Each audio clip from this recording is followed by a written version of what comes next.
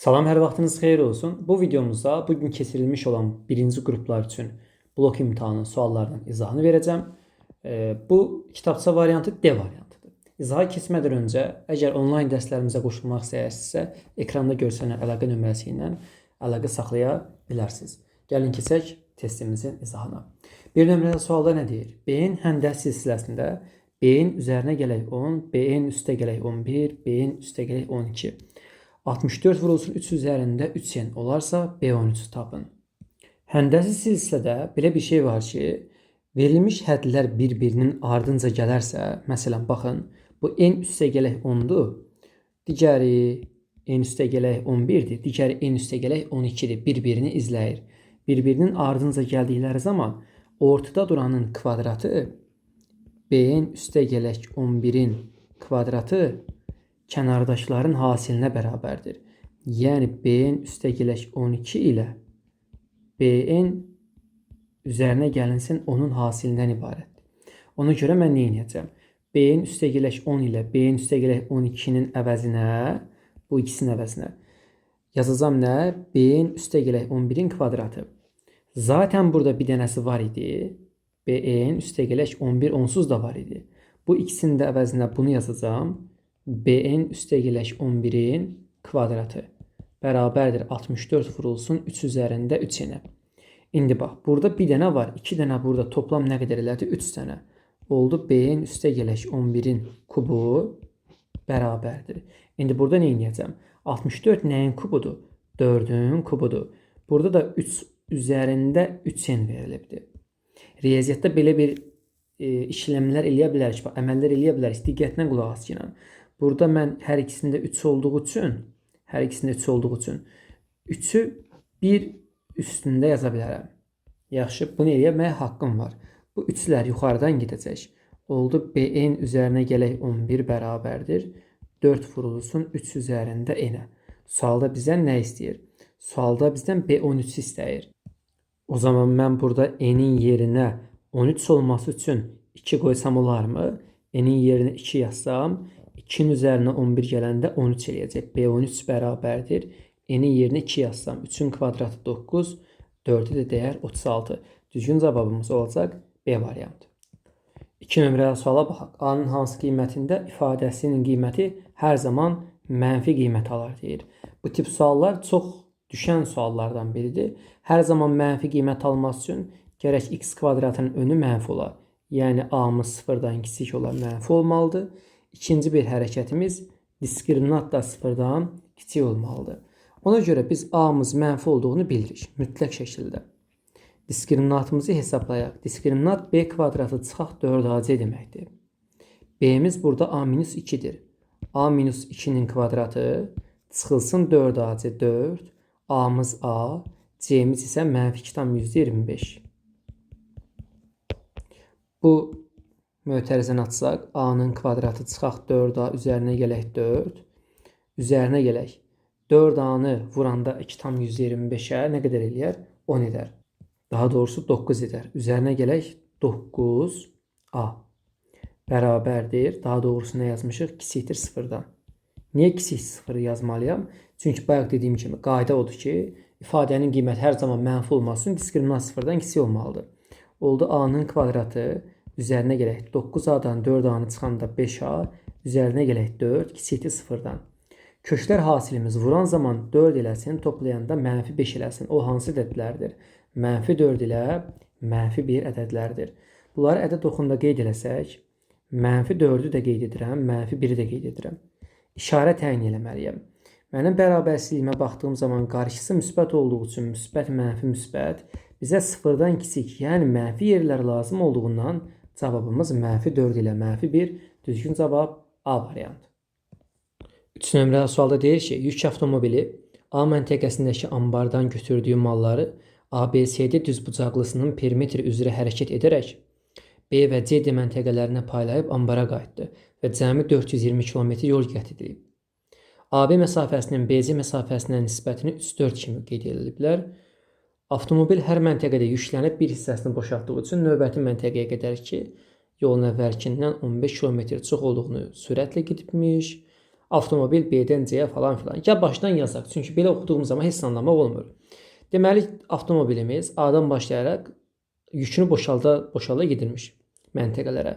Cəmi 420 kilometr yol gedib. Demək, bura toplam 420 kilometrmiş bu ərazinin uzunluğu. Deyir ki, AB məsafəsinin BC məsafəsinə nisbəti 3-ün 4-ə kimidir. Demək, AB-yə 3K, BC-yə 4K deyəcək. Bu da düzbucaqlı formasında olduğu üçün burada 4K, burada 3K olacaq. Toplam nə qədərdir? 420 kilometr. Gəl hər bir yerini toplayıb 420-yə bərabər eləyək. 306, 4 də 8 eləyəcək. Olacaq 14K.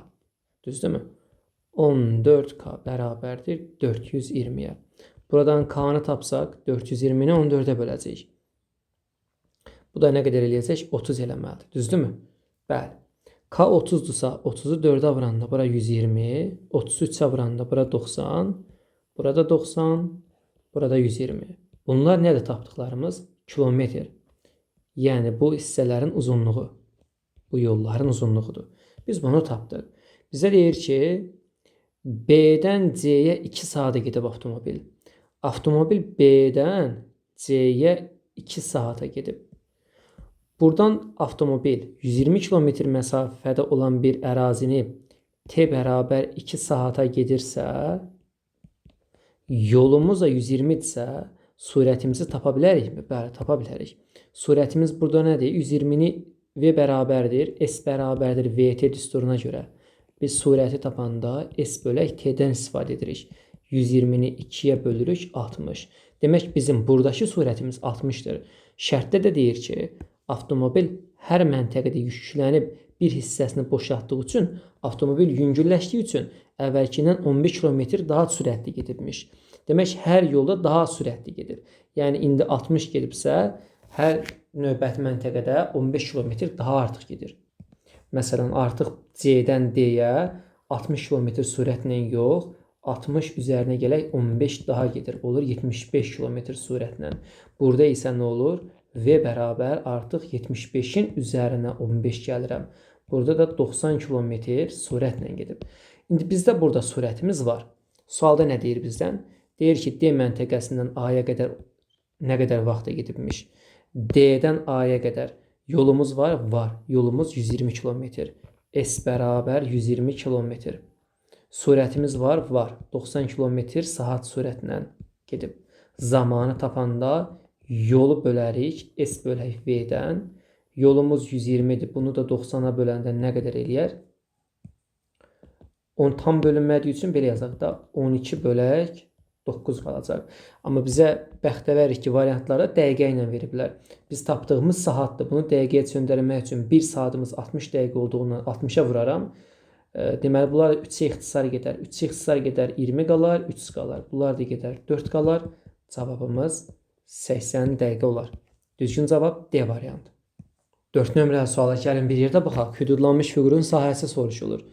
Bu integral bölünməsinə aid olan bir sual nümunəsidir. İlk öncə şagird nə etməlidir? Verilmiş funksiyalar bir-birinə bərabər götürməlidir. X-in kvadratı bərabərdir 8 minus x-in kvadratı. 2x-in kvadratı bərabərdir 8-ə. X-in kvadratı 4-ə. X buradan ya 2-dir, ya da mənfi 2-dir. Sonra şagird integral mənfi 2-dən 2-ni qeyd eləməlidir. Daha sonra verilmiş funksiyalar bir-birindən çıxmalısan. Hansından çıxmanın önəmi yoxdur. Cavabın mənfi alınsa, müsbət götürərsən. Məsələn, mənim ürəyim istədiyi üçün sağdakı ifadədən, yəni 8 minus x kvadratından digərini çıxdım. Oldu nə? 8 minus 2x kvadrat. İndi gəl bunun integralını alaq. 8 nəyin törənməsidir? 8x-in. Çıxaq, 2 vuraq. İntegral belə alınır. Qüvvətin üstünə 1 gəlirsən, olur 3. Yaranmış ədədə də bölürdün. Bu vəssalam. İndi daha sonra nə edirəm? Aparıb bu qiymətləri yerinə qoyub cavabı bir-birindən çıxıram. Amma buna da ehtiyac yaranmır əslində. Niyə? Funksiyamız tək funksiyadır. Hardan bildim? Kub tək rəqəmdir. X-in üstündə 1 var. Tək rəqəmdir. Tək funksiyalarda verilmiş qiymət əgər bir-birinin qoşmasıdırsa, buradakı qiymətlər. Bir dənəsini qoymağın kifayətdir. Tapdığın cavabı 2 qatına vurarsan. Gəl yoxlayaq. 8 vuraq 2, çıxaq. 2 vuraq 2-nin kubu bölə 3. 8 dəfə 2 16 çıxaq. 2-nin kubu 8, 2-yə dəyəcək 16 bölə 3. Bu da 3-də 3 dəfə 16 48. 48-dən 16 çıxanda nə qədər qalacaq? Deməli 32. Bu elədi 32 bölək 3, düzdürmü? Amma mən nə dedim? Dedim ki, bunu 2 qatına vuracaq. Bunu bir də 2-yə vuracağam. Olacaq 64 bölünsün 3. 64 bölək 3 nətər yazılır?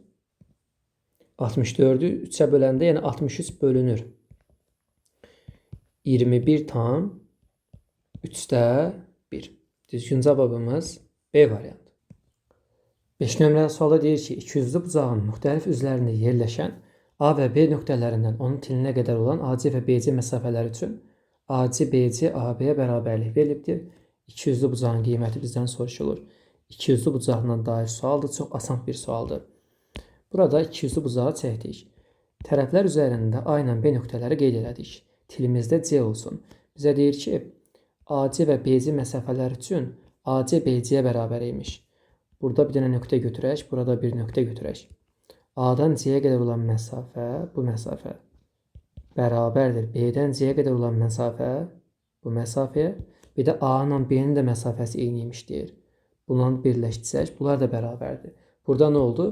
Bərabər tərəfli bir üçbucaq alındı. Bərabər tərəfli üçbucağın bucaqları neçə dərəcədir? Hər biri 60 dərəcədir. İkiyüzlü bucağın bucağı üzrlü sayın gələn səsdən dolayı zəng gəlmişdi. İkiyüzlü bucağın qiyməti soruşulur. İkiyüzlü bucaq, bax bu bucaqdır ki, bu bucaqların arasında qalan hissə. Yəni düzgün cavabımız 60 olacaq. D variantı. 6 nömrəli sualda nə deyir? BAC bucağı 2 dənə ACB-yə bərabərdir. Mən ACB bucağını x desəm, ACB, mən bu bucağı x desəm, hətta ki bunu qırmızı ilə yazaq, bura bir x desəm, BAC bunun 2 qatıymış. BAC, yəni bura 2x imiş. Bizə AB ilə BD-nin bərabər olduğu verilibdir. AB ilə BD, yəni hər biri bunların 5 imiş. O zaman belə çıxır ki, bu üçbucaq bərabər yanlı üçbucaqdır. Bərabər yanlı üçbucağın oturacağına bitişik olan bucaqlar bərabər olduğundan bura 2x olacaq. O zaman belə bir üçbucaq qaydasına görə bu üçbucağımızın xarici bucağı, yəni bu bucaqdan söhbət edirəm, ona qonşu olmayan iki daxili bucağın cəmindən ibarət olmalıdır. Demək bu bucaq x olmalıymış ki, bu 2x bunların cəmindən ibarət olsun. Belə çıxır ki, bu da bərabər yanlı bir üçbucaq oldu. O zaman bura 5-dirsə bu uzunluq, demək ki, bu uzunluq da 5-ə bərabərdir. AC-nin uzunluğunu 11 veribdir. Toplam bu uzunluq 11 verilibsə, bura nə qədər qalacaq? 6 qalacaqdır.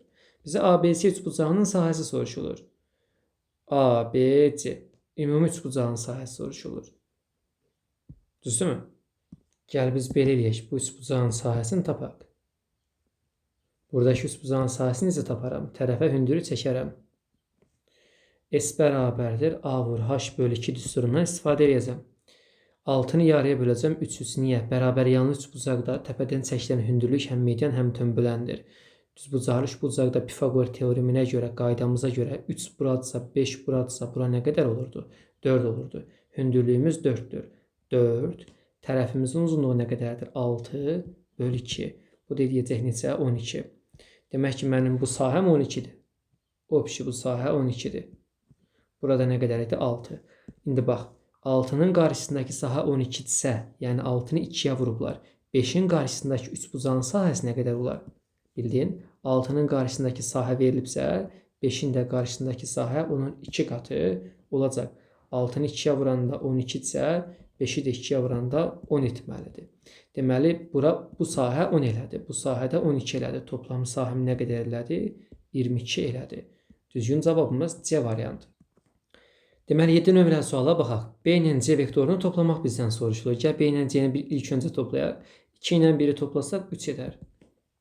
1 ilə 0-ı toplasaq 1 edər. 1 ilə 3-ü toplasaq 4 edər. İndi deyir A vektorundan bunları çıxaq. A vektorunun koordinatları nədir? Mənfi 1-dir. Mənfi 1 yenə var. 2 yenə var. Bunlar bir-birindən çıxacaq.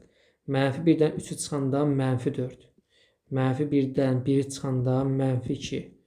2-dən də 4-ü çıxanda mənfi 2. Çox sadə bir sual idi. Mənfi 4, mənfi 2, mənfi 2. D variantı. 8 nömrəli suala baxaq. 124 dərəcəli bucağın təpə nöqtəsindən çıxan şüa onun dərəcə ölçülərinin fərqi 26 olan iki bucağa bölünmüş. 124 dərəcəli bir bucağımızı çəkək. O 124 dərəcə.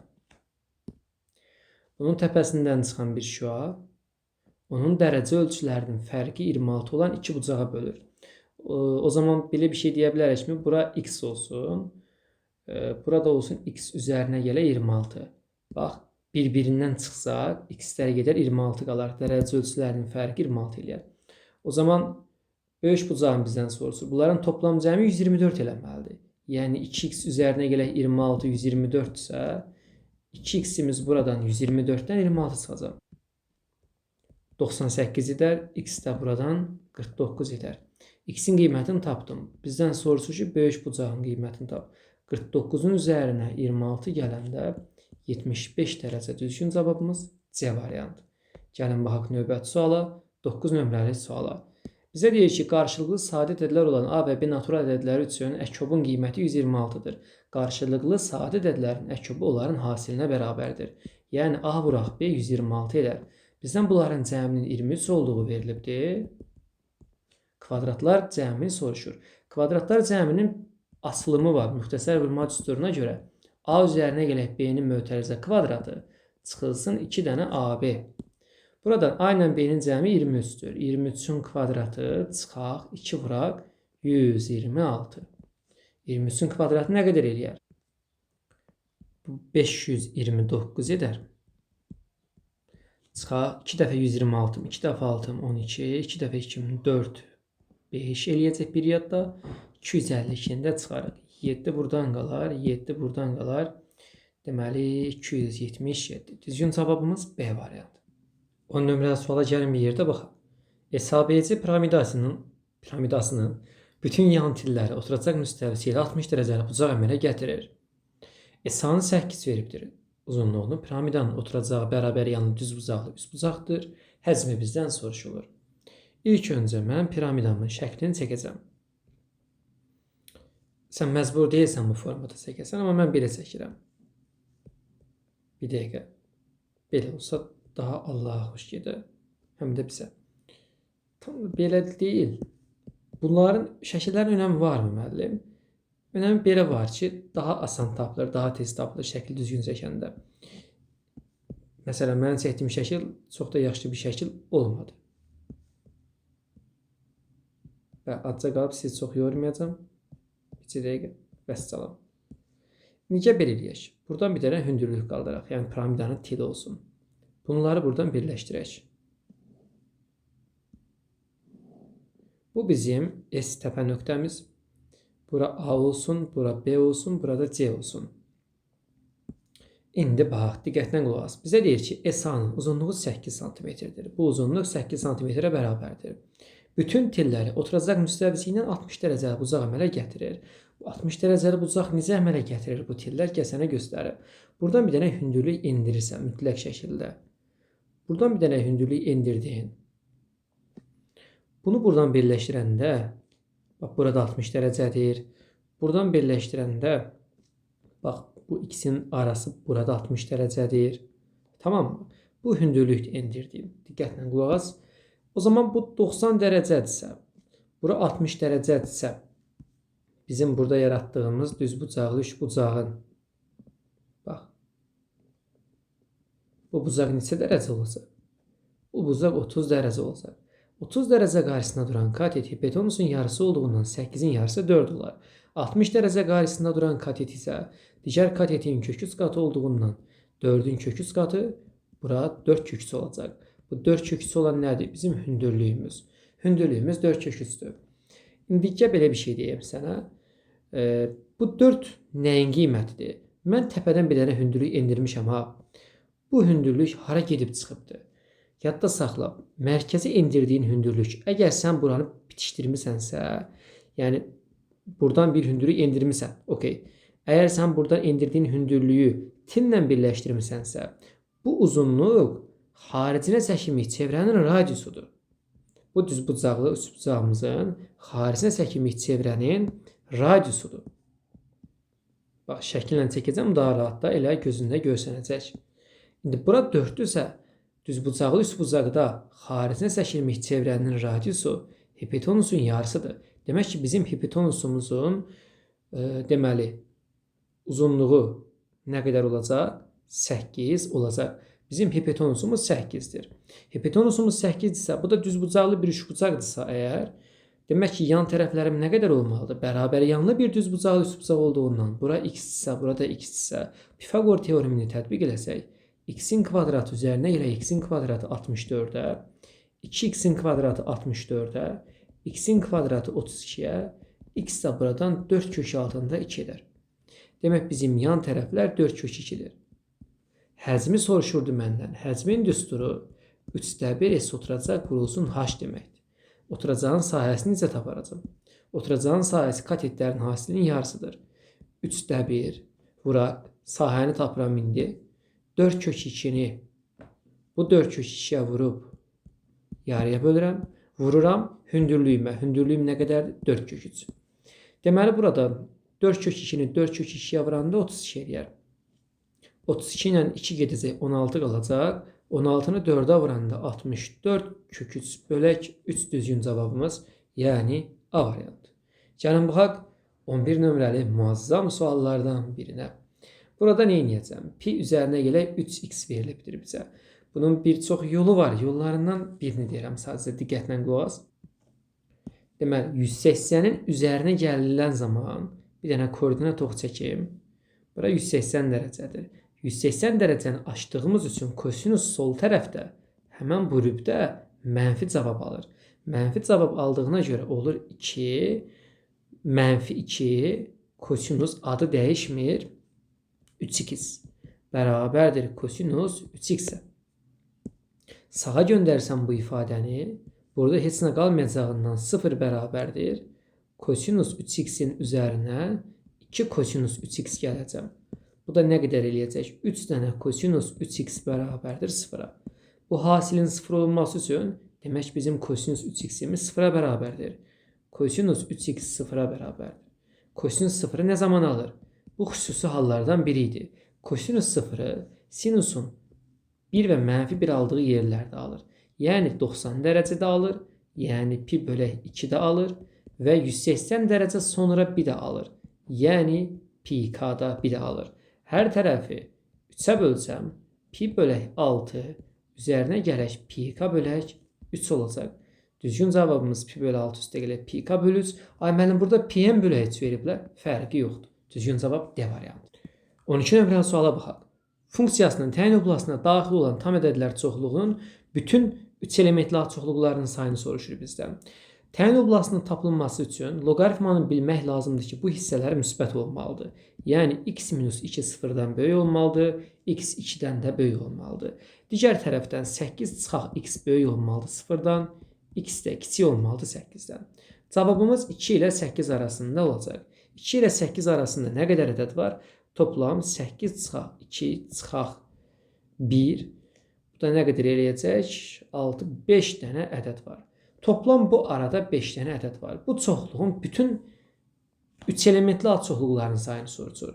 3 elementli çoxluqları, n elementli çoxluqların sayının tapılması kombinzonla tapılır. Yəni cavabımız kombinzon 5-dən, yəni 5 dənə çoxluğum var. Bu məndən 3 elementlilərin sayını soruşduğu üçün 5-dən 3-ü hesablayacaq. Bu da necə hesablanır? 3 vahid geri gedərəm. 5 vuraq, 4 vuraq, 3 bölünsün. Burada duran ədədin faktorialı. 3 faktorial necə hesablanır? 1 vuraq, 2 vuraq, 3. 3-lər gedər, 4-lə 2 gedər, 2 qalar. 2 dəfə 5-im 10 edər. Düzgün cavabım A variantı. 13 nömrəli suala baxaq. A ilə B çoxluqlarının kəsişməsi bizdən soruşulur. Hər ikisində nə var? 8 elementi, hər ikisində 9 elementi. Düzgün cavab A variantı. 14 nömrəli suala baxaq. Funksiyasının qiymətlər çoxluğu bizdən soruşulur. Qiymətlər çoxluğu soruşulan zaman kosinusun aldığı ən çox dəyərlə ən az dəyəri yerinə yazacaq. Kosinus ən çox 1 alar, ən az da mənfi 1 alar. Ən az mənfi 1 yazsaq, 4/1-in üzərində mənfi 1 demək, bunu tərsinə yaz deməkdir. Yəni cavabım 4 olacaq. Yox, 1 qiymətini yazsaq, 4/1-in üzərində 1 4/1 deməkdir. Demək bizim bu ifadə ən az 4/1 alır, ən çox da 4 qiymətini alır. Düzgün cavabımız E variantı. Gəlin baxaq 15 nömrəli suala. AK və BK tənbölənlərdir. Trapezçiyə verilibdir bizə. Bunlar tənbölənlərdirsə, bura alfa yazacağam. Bax, bəlkə də işimə yaramayacaq deyərdim, amma işimə yarayacaq, bilirəm. Bura alfadsa, bu xəttlər bir-birinə paralel olduğu üçün hardan bilirəm paraleldir? Trapeziyadır. Trapeziyada paralel olmalıdır. Çapraz olduqları üçün burada alfa olur. O zaman burada bərabər yanlı bir üçbucaq aldıq. Bu da tənbölən olduğundan bura bettadırsa, bura betta olur. Burada çaprazlıqdan betta olur. O zaman bu da bərabər yanlı bir üçbucaq oldu. Bəlkə işimizə yarayar. DC'nin qiymətini 7 veriblər. AB'nin qiymətini 12 veriblər. Bu uzunluq 12'dir. O zaman gör nə edəcəm? Bax, mən bura bir x desəm, burada nə olacaq? X olacaq. Bura bir y desəm, burada y olacaq. X ilə y-in toplam cəmini verib mənə. X ilə y-in cəmi özü verib. Dağıcağını 7. Bax, bu uzunluq 7'dir. Perimetrdə nə demək? Hər birinin cəmi. Yəni 12 üstə gələk. 2 dənə x, 2 dənə y. Buradan 12 üstə gələk. 2'ni kənara çıxarsaq, x üzərinə gələk, y qalır. X ilə y-in cəmi zaten 7 idi. 2'ye də dəydiyi zaman 14 olar. 12 də topla üzərinə 26 cavabını alarıq. Düzgün cavabımız C variantı. Və keçdik növbəti suala. 16 nömrəli sualda nə deyir? Tənliklər sisteminə aid sualdır. Maraqlı bir sualdır. X ilə y-i bölmək bizdən soruşur. Altdakı ifadəni heç düşünmədən içimlə gəlir ki, neyniyəm? 5'ə vuram, x-ləri yox eləyəm. Daha sonra y-ləri yox eləyəm ya da y-i tapam, sonra bir-birinə böləm. Nə deyirsiniz? Belə eləyirik. Bəli, altdakı ifadəni 5'ə vuraq. Yuxarıda olub 5x çıxaq 21y bərabərdir 9'a. Aşağıda nə var? 5x üzərinə gələk 50y bərabərdir 80'ə. Bunları topladığımız zaman, daha doğrusu çıxdığımız zaman bunlar gedəcək. Aşağıdakı ifadədən yuxarıdakı ifadəni çıxaq. Mənfi dəydiyi üçün toplama olur. Yəni olur 61y. 80'dən 9'u çıxanda nə qədər qalar? 71. Niyə belə bir yollara getdi çıxdısa? Vay, hələ də düşünürəm. 50'nin üzərinə 21 gəlib 61 yazıram. 71y. 71y, 71'ler buradan gedər. Y-in cavabı 1 alınır. Y-in yerinə 1 yazsaq, x üzərinə gələk 10 bərabərdir 16'dan x-in cavabını 6'ını alarıq. X-in cavabı 6'dır, y-in cavabı 1'dir. Bunları bir-birinə bölmək soruşulur. Düzgün cavabımız D variantı. 6'nı 1'ə bölərəm 6. Gəlin baxaq 17 nömrəli suala. Arcsinus 5 çıxaq kök x minus 2 funksiyasının təyin olmasına daxil olan ən kiçik və ən böyük ədədlərin cəmini soruşur. Arcsinusda bu hissə nə olurdu? Mənfi 1-dən 1 arasında qiymət alır. Çünki arcsinusun burası cavablardır. Yəni 5 minus kök altında x minus 2 1 ilə mənfi 1 arasında cavab alır. Necə həll edəcəm? Hər tərəfdən 5 çıxaq. Mənfi 6, mənfi kök x minus 2, 1'dən 5 çıxanda nə qalar? Mənfi 4. Bax, heç tələsmirəm. Bax, ola bilər ki, mən də səhv eləyə bilərəm. Onun üçün heç tələsmirəm. Hər tərəfi mənfiyə bölürəm və işarəni dəyişirəm. Bax, işarəni dəyişdiyimə diqqət elə. Hər tərəfi kvadrata yüksəldəcəm. Müəllim, kvadrata yüksəltmək olar? Olar. Niyə olmur ki? 36, x minus 2, 16. X minus 2, 16 ilə 36 arasında bir dəyərlər alır. Hər tərəfə 2 əlavə elə. 38, 2, 18. Ən kiçik və ən böyük ədədlərin cəmi soruşulur bizə. Ən kiçik 18, ən böyük 38. Topladığın zaman nə qədər eləyər? 56. Düzgün cavabımız E variantı. Keçək növbəti suala, 18 nömrəli suala baxaq. Biri digərinin 80%-ni təşkil edən iki ardıcıl cüt ədədlərin kvadratlarının fərqini, modulunu tapın. Biri A ədədi olsun, biri digərinin 80%-ni təşkil etsin. Digəri B ədədi olsun. Normalda A ilə B olsun. Amma belə olsun da, bunun 80%-ni təşkil etdiyi üçün A-nın. Yəni A vuraq 80 bölək 100 olsun. A-nın 80%-dir bu.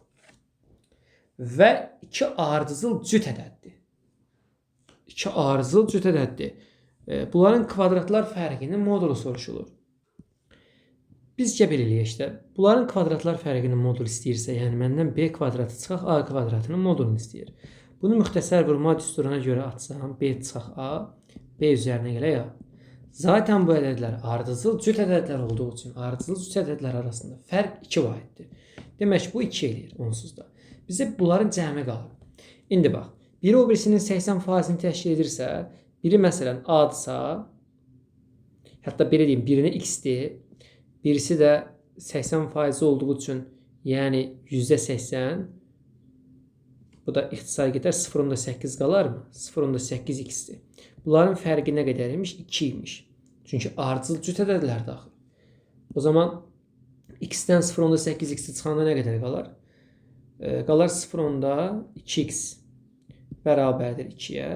X-i buradan tapanda 2-ni 0.2-yə böləcəm. Bu da nə qədər eləyər? 10 eləyər. X-in dəyəri 10 imiş. Biri 10-sa, demək o birisi də 2 vahid 10-dan əksikdir. Mən onu bunu tapdım da X-in qiymətini.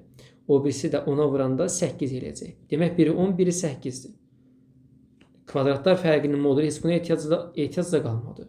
100-dən çıxaraq 8-in kvadratı 64, bu da 36 eləyər.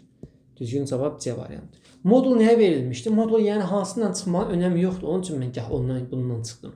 Çünki cavabın müsbət alınacağını bilirdim zaten. Ən təmizi belə idi. Birinə X deyirdin. Biri də onun 0.8% idi. 80% demək yəni 0.8 X-dir. Bunların fərqi bilirəm ki 2-dir. Çünki ardıcıl cüt ədədlərin fərqi 2-dir. O zaman buradan da 0.2x 2 olur. X də buradan 10 tapırsan. X-i 10 tapdınsa digəri 80-dir. Bunların kvadratlar fərqinin modulu sorulur. 36 cavabını alırıq. Yəni ondan uzatmağın bir mənası yox idi. A. Nə maraqlı sualdır. A da B də 0-dan böyükdür. Bir sual veribdir. Bunu imtahanda düşdüyünü düşünsənə. Şagirdin də ağlayır, Allah bilir orada. 2 kök altında A çıxılsın. Bax, belə bir suallarda hər zaman şagirdlərə demişəm ki, qiymət qoyucunan. İndi görən kim yazıbdır? A-ya qiymət qoy, 4 qoyun, B-yə nə bilim 4, 2 qoyun ki, kökdən çıxarda biləcəyin bir qiymətlər olsun. Cavab neçə eləyəcəksə zaten variantlarda var. Amma biz həll eləyək. Deməli. Bax, yuxarıdakı ifadə nəyə oxşuyur? 2 kök altında A çıxılsın. 2 kök altında A. Bunu ayrı yazacağım. Daha yaxşı görmək üçün. Bu da kök B-nin kvadratı deyilmi? Gəl bunu biz vurğulara ayıraq. 2 kök A-nı mən 2 kök A ilə 1-in hasilindən deməli kök B-nin kvadratını da kök B ilə kök B-nin hasilindən ibarət olduğunu sayıram. Deməli, bayaqki sualda yanlışlıq var sualın şərtində. 1 saatda qalmışam sualın üzərindəki sualda yanlışlıq yox deyə. Bunu PDF halına gətirdiyim zaman qüsura yol verilmişik. Burada kök ümumi olmalıydı. İnşallah özürlü hesab edin. Yəni o hissəni yəqin ki siz görməyəcəksiniz. Video davam edir harda qalıbsa. Deməli burada nə olacaq? 2 vuraq. Kökün altındakı ifadə. Bunu neyəcəm? Bu kök A-nın kvadratıdır. Bu kök B-nin kvadratıdır. Burada nə anlama gəlir? İçəridəki ifadə kökə çıxaq kök B-nin mötərizə kvadratıdır.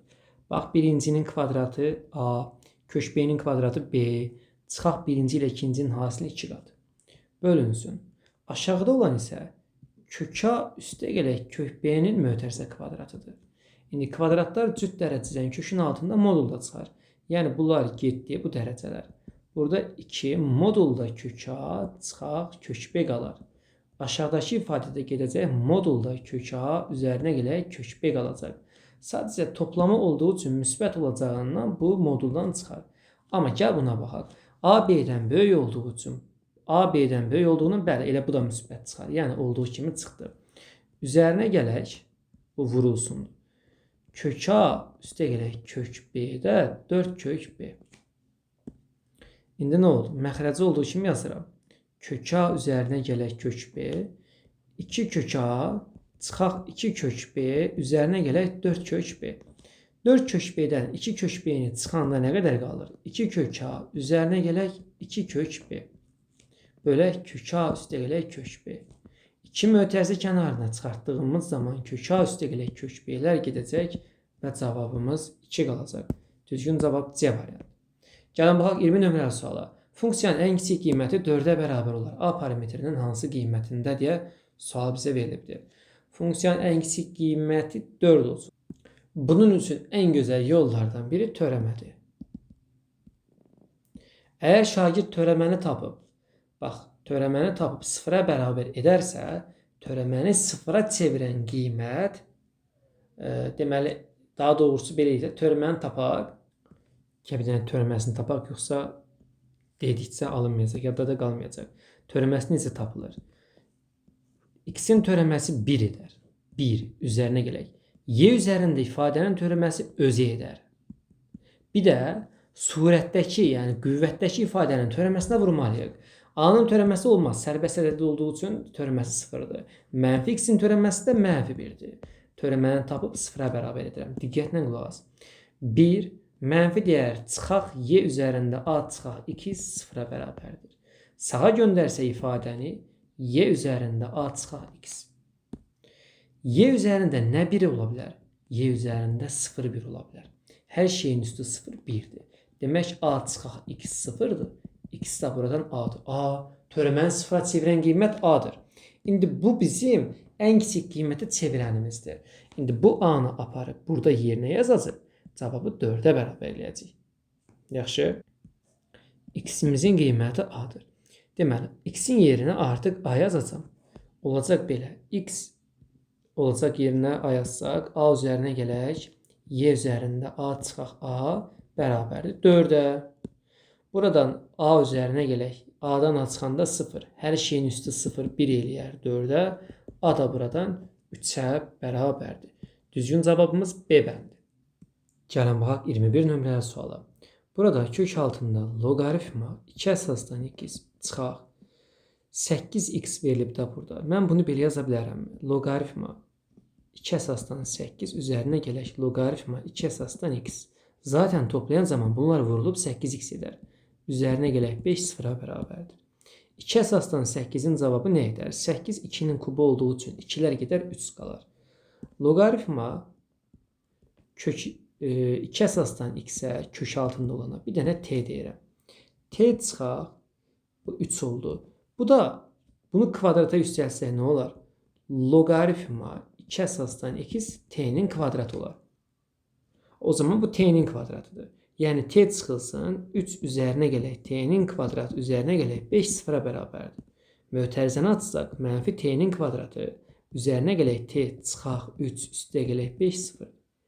Hər tərəfi mənfiyə vursa bir dənə bunları toplayaq bu üstə gələk 2 eləyir. Hər tərəfi mənfiyə vursaq belə alınır. Vuranda mənfi 2 toplayanda 1 eləyən ədədlərimiz hansılardır? T buradan deməli 2-dir. Ya da ki, -1-dir. Niyə? Toplayan zaman köklər cəmin 1 eləməlidir. Mən nəyə t demişəm? Kök altı bir ifadəyə. Kök altı ifadənin cavabı mənfi olmaz. Yəni, kök altında loqaritma 2 əsasdan x-in cavabı 2 oldu. Hər tərəfi kvadrata yüksəltsəm, loqaritma 2 əsasdan x-in cavabı 4 eləyər. X də buradan 2 üzərində 4, yəni 16 eləyər. Deməli, bizə təlliyin soruşurdu. Neynə? Həll edin. Cavabımız 16 olacaq. Burada 1 rəqəmi düşməyibdir. Bilin ki, burada 1 var. Düzgün cavab A variantı. 22 nömrəli suala gəlin bir yerdə baxaq. Bizə kompleks ədəd onun qoşmasına vurmağı tələb edirlər. 2-də 7 üstə gələk 2-də 1 i-ni vuracaq. Bu z-in üzərində xətt demək, onun qoşması deməkdir. Yəni 2-də 7 çıxaq 2-də 1 i-yə vuracaq. Bu da A kvadratı çıxaq B kvadratı müxtəsər vurma düsturuna görə 2-də 7-nin kvadratı, yəni 4-də 49 çıxaq 4-də 1 i kvadrat. I kvadratı -1 eləyər. Yəni 4-də 49 üstə gələk 4-də 1, cavab 4-də 50 edər. Bu da nə deməkdir? İxtisar getsə 25 bölək 2. Bu da 12 tam 2-də 1 eləyəcək. Ay, mənim variantlarda yoxdur. Yenə də deyirəm, bu çapda olan bir qüsurdan yaranıbdır. Düzgün cavabımız hal-hazırda mən orijinal PDF-ə də baxıram. Burada Y bəndi olmalıdır. Buranı silirəm. Bax, sənin 100% kitabında belə verilib 12 tam 2-də. 23 nömrəli suala gəlin bir yerdə baxaq. Deməli, burada buna deyirlər, biri şağuli asimptotdur, biri üfüqi asimptotdur. Bax, burada duran qiymət nədir? Burada duran ədədlərin arasının fərqini hiss eləsək, 6 olubdur. 2 vayd azara gedib. Demək ki, bu 2-dir. Burada duran qiymətin 2 olduğunu bilirəm. Bu nəyin qiymətidir? X-in qiymətidir. X-ə 2 verdiyimiz zaman şey versəm funksiya gedir, yaxınlaşır, amma heç vaxt buna dəymir. Bunu anlama bilsin nə deməkdir? Yəni x-ə 2 vermək olmur. X-ə 2 verə bilmirəm. Çünki x-ə 4 verirəm, gedir dəyirəm, 8 verirəm, dəyirəm. Amma 2 verəndə boşluğa gedir. Funksiyalar gəlir yanından keçir. Ona o verilən dəyəri almır. X-ə 2 vermək olmur. Allah Allah, görəsən niyə? Demək bir problem yaradır ki, olmur da. Demək məxrəci 0 edir. Məxrəci 0 edən dəyərdir x. X-ə 2 versəm niyə olmaz? Demək ki, bu 2-dir ki, 2-dən 2 çıxanda 0 qalır. Buna deyirlər şaquli asimptot. Yəni m-in qiymətini şagird 2 tapdı. Oldu nə? Y bərabərdir. K bölünsün x minus 2 üzərinə gələ y. Buradan sonra belə də davam edə bilərik. Necə müəllim? Sağ tərəfdən buradan baxanda da bu nə ala bilmir? 4 qiymətini ala bilmir. Bu da üfüqi asimptotdur. Üfüqi asimptot necə tapılır? Bunu bir dənə həllə də yazmaq olar. Bu həlli tələb edən sual deyildi. O zaman qısa gedəcəm üstündən. Diqqətlə qulaq as. Burada 4 qiymətini almır. Bunun mənası nə deməkdir? Y 4 ala bilməz. Bax, Y 4 qiymətini ala bilmir. X sonsuzluğa doğru gedər. Burada sən qiymətləri artıra gedə bilərsən. Milyonlar verə bilərsən. Milyonlar dedim. Milyon nədir bilsən? 100, 200, 300, yəni dəyərləri sən artıra getsən də bu heç zaman o qiyməti almır. Yəni 100 qiymətini də versən, milyonlar da versən, gəlir. Kim almır? Bu 4 naz eləyir. Yəni bizim bu 4 qiymətini almır Y-imiz. Bəs üfüqi asimptotu belə tez tapmağın yolu varmı? Var. Nə dedik? X sonsuzluğa doğru gedəcək.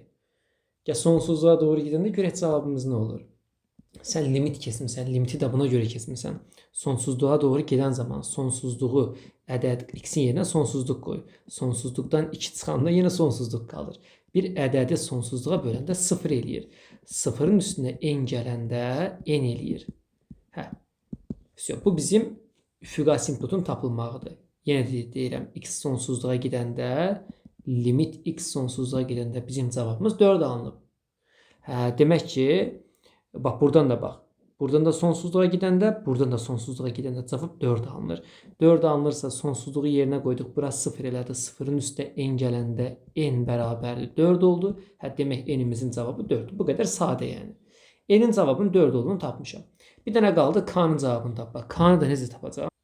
Burada baxanda çox rahat da görsənir ki, x-imin 0 qiymətində funksiya koordinat başlanğıcından keçdiyi üçün y-im də 0 qiymətini alır. 0-a 0. 0 bərabərdir k bölək mənfi 2 üzərinə gələk 4-ə. Sola göndərsək k bölək 2 bərabərdir 4-ə. K da buradan 8 edər. K-nın qiymətini 8 tapdıq. M-in qiymətini 2 tapdıq. N-in qiymətini 4 tapdıq. Bunların cəmini soruşurdu bizdən. Cəmi 14 edər. Eyni sual 24-ə bax. Bayaq nə dedim? Limit. Limitdə belə bir qayda var. Yadda saxla.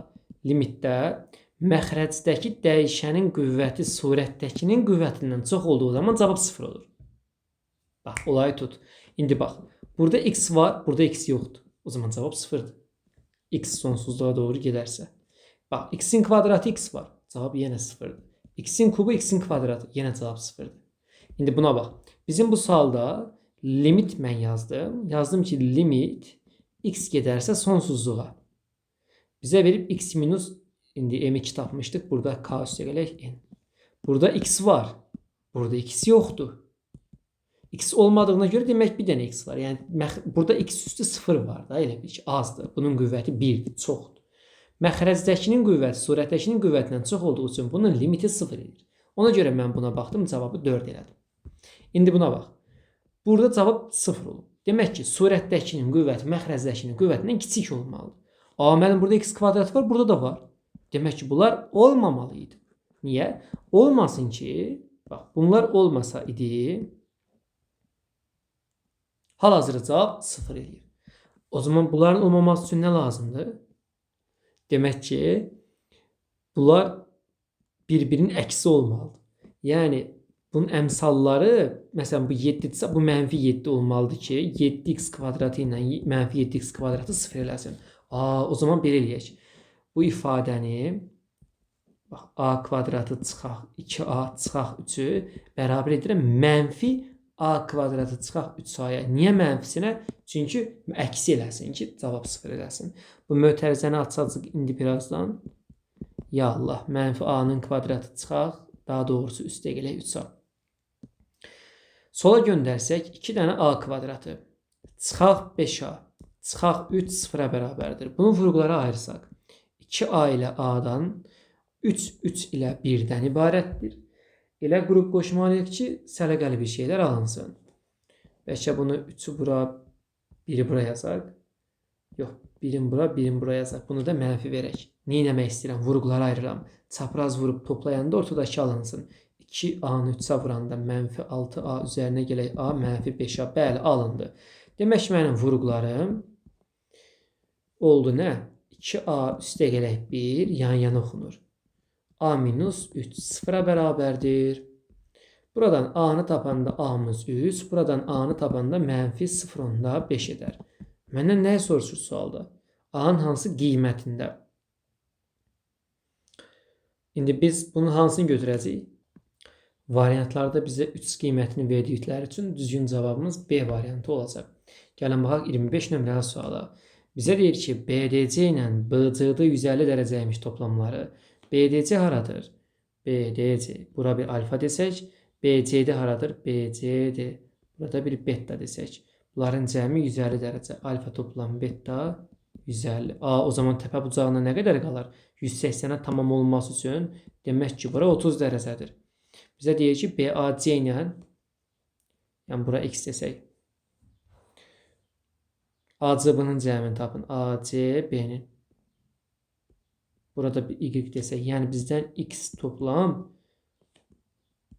y toplam beta soruşulur. O zaman gəl belə bir şeylər eləyək. Çox sadə bir formada. Bura 30 dərəcədirsə, yekə üçbucağımızın daxili bucaqların cəmi 180 olmalı deyilmi? Bəli, daxili bucaqların cəmi 180-dir. O zaman oturacaqların cəminə nə qədər qalar? X toplam, Y toplam, betanın cəminə 150 dərəcə qalar. Elə məndən də buranı soruşurdu. Düzgün cavabımız 150 dərəcə. Keçirik ətraflı suallara, deyəcəkdim ki, hələ yox. Ox kəsiyinin diaqonalı 18, hündürlüyü 9 olan silindirin doğranı ilə ox kəsiyinin diaqonalı arasındakı bucaq neçə dərəcədir? Bir dənə silindiri seçək. Bu bizim silindirdir. Bax. Ox kəsiyinin diaqonalı. Silindirin ox kəsiyi nədir? Diaqonal nədir? Silindirin ox kəsiyi hal-hazırda xətt çəkirəm. Diqqətlə bax. Bax bu hissə silindirin ox kəsiyi adlanır. Bax bu kvadrat. Bax bu silindirin ox kəsiyidir. İndi bunun diaqonalı 18 imiş. Buradan bir hündürlük diaqonal çəkərəm 18 imiş. Hündürlüyü də 9 imiş. Deyir ki, silindirin doğranı ilə ox kəsiyinin diaqonal arasındakı bucağı tapın. Doğranla səhv salmaq məqsədi ilə salınıb bu sual. Hündürlük elə doğran deməkdir. Bizə bunlar arasındakı bucaq soruşulur. Bura 30 dərəcə olduğunu bildim. Hardan bildim? 30 dərəcə qarşısında duran katet hipotenuzun üçün yarısıdır. 90 dərəcə varsa, 30 dərəcə varsa, demək burada 60 dərəcədir. Düzgün cavabımız 60 olacaq. 27 nömrəli sual uyğunlaşdırma sualı. Gəlin bir yerdə baxaq. Burada deyir ki, ən kiçik qiymət 43-dür, ən böyük qiymət ifadələri verilibdir. Söhbət ümumi bir ifadədən gedir. Bax, yadda saxla. Üstü kvadrat var, içəridə də çıxma var. Kvadrat ən az 0 alar. Kvadrat ən az 0 alar. Cavab nə oldu? Ən kiçik 2 qiymətini. Birə uyğun gəldi C variantı. X-ə nə verdikdə? X-ə 4 verdik, Y-ə də 5 verdiyimiz zaman bunlar baş verir. Birinci ilə işim bitdi. Ən kiçik qiymət 2-dir. Ən kiçik qiymət plus minus 2-dir və yaxud da 0 olduqda alır. Xeyr, bunlar aid deyil. Gəl bu birisinə baxaq. Bax, kvadrat ən kiçik 0 alır normalda. Həqiqətən də alırmı? Gəl yoxlayaq. 2 verən zaman 4 bəli alır. Mənfi 2 verəndə də hətta 4 yenə 0 alır. Demək ən kiçik 0 alır. Kvadrat ən kiçik 0 alırmı? Alır. Amma burada almayacaq. Niyə? Kvadrat ən kiçik, üstü kvadrat görəndə ən kiçik 0 yazın ürəklə. Amma burada toplam olana diqqət elə. Bunun 0 olması üçün gərək bu mənfi 5 ola. Və kvadrat da mənfi 5 almayacaq. Ona görə nə edəcəm? Çalış ki, bunun ən kiçik qiymətini tap. Artıq bu ən kiçik alacağını görmədik. Bunun en kiçik qiymətini. Kvadrat en kiçiyini alar, 0 alar. 0'ın üstüne 5 gələndə 5. 5'in kvadratı 25. Üstüne de 2 gələndə 27. En kiçik qiymətim 27'dir. 2'ye uygun geldi B variantı. Tamam da x'e ne verdin? X'e plus minus 2 verdim. Y'e de 0 verdim. Düzgün cevap hem de D variantı uygun olacaq. 2'ye B'dir. 3'e baxaq.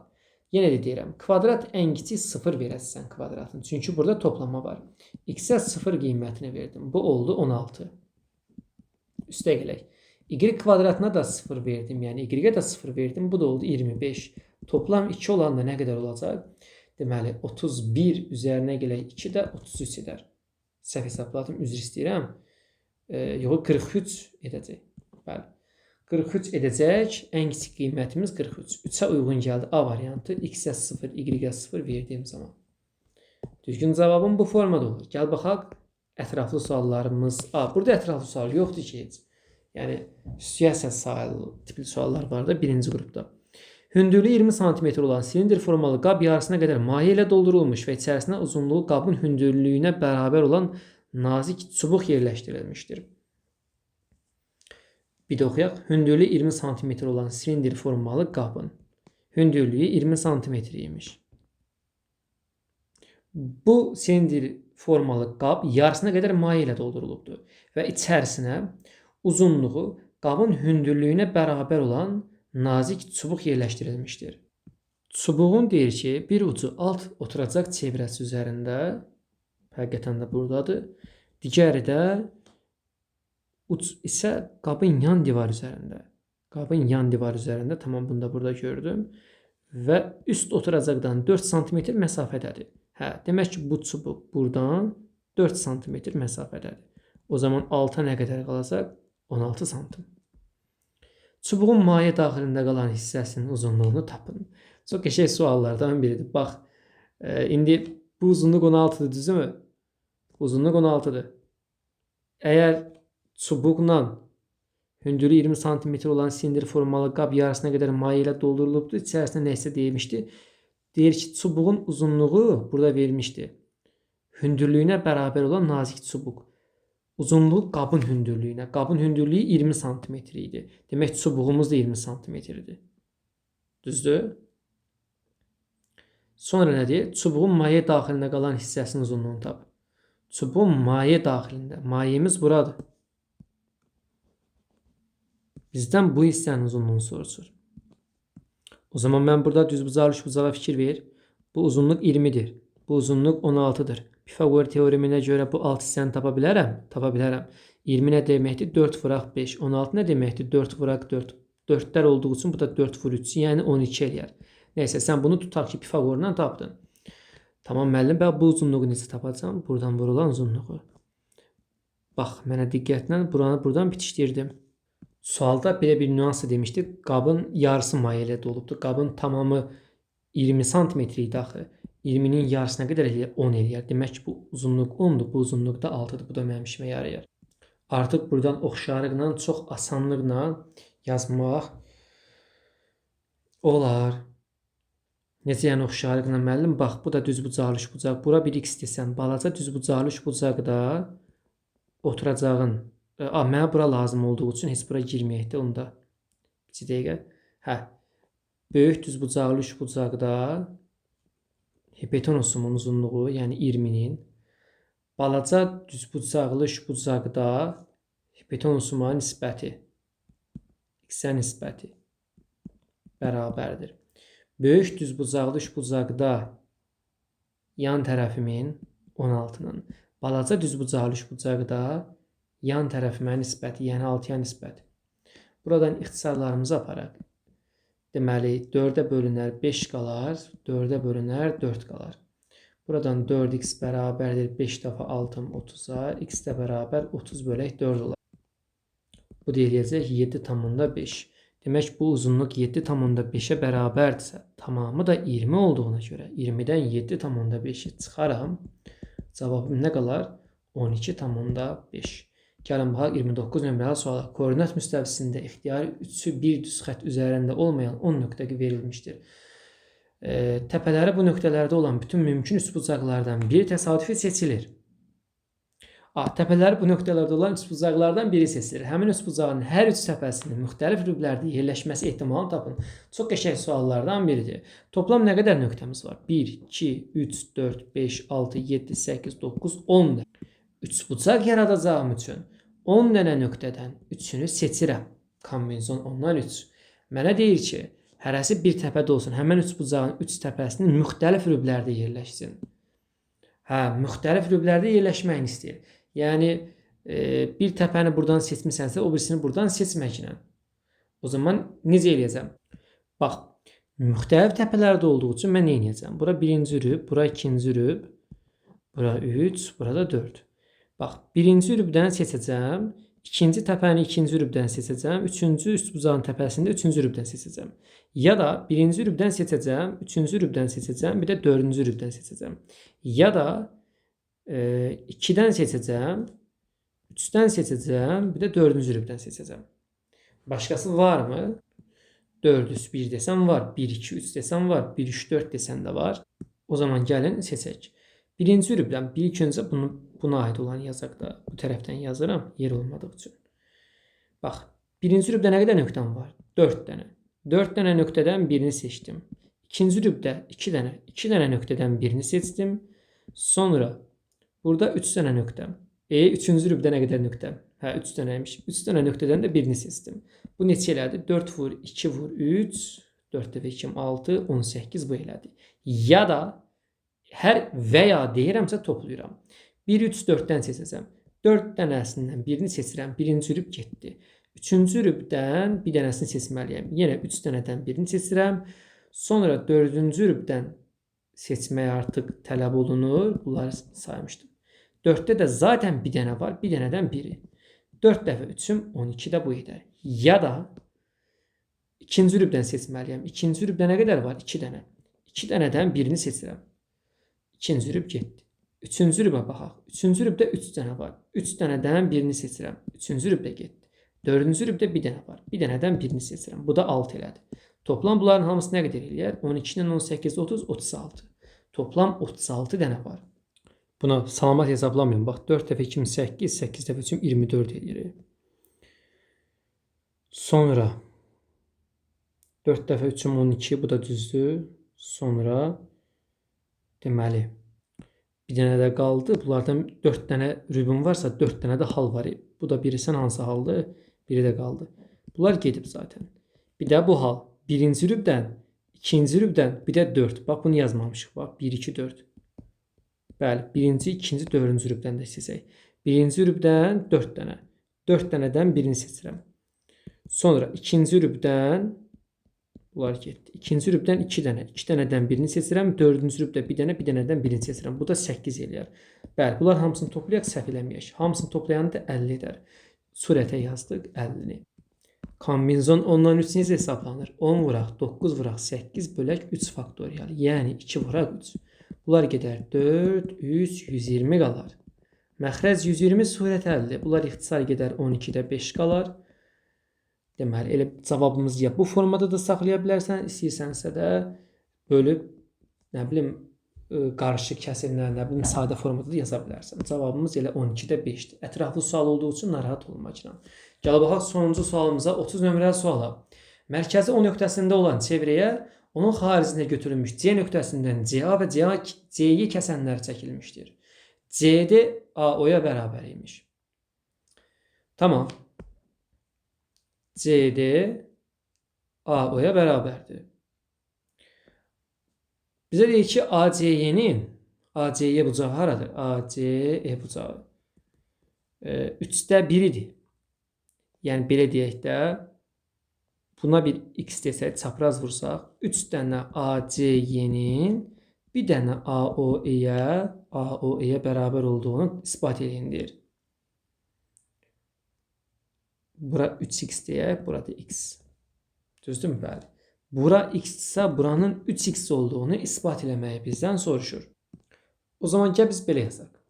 Bax, biz bunu hal-hazırda isbat edirik. Bax, mən buradan, mənə deyir ki, bu xətlə bu xət bir-birinə bərabərdir, düzdürmü? Mən bu nədir radiusdur? Mən buradan buranı bitişdirərəm. Yəni bura radiussa, burada radiussa. İndi bunlar bir-birinə bərabərdir. Bununla da bu xətt bərabər deyilmi? Bununla da bu xətt. O zaman xətti birləşdirdiyim üçün olur AO ilə OD bərabər. İndi bu üçbucaq bərabər yanlı bir üçbucaq oldu. Bərabər yanlı üçbucaqda oturacağa bitişik bucaqlar bərabər olduğundan bucaq ODOC x oldu. Bu x oldu, düzdürmü? İndi buna bax.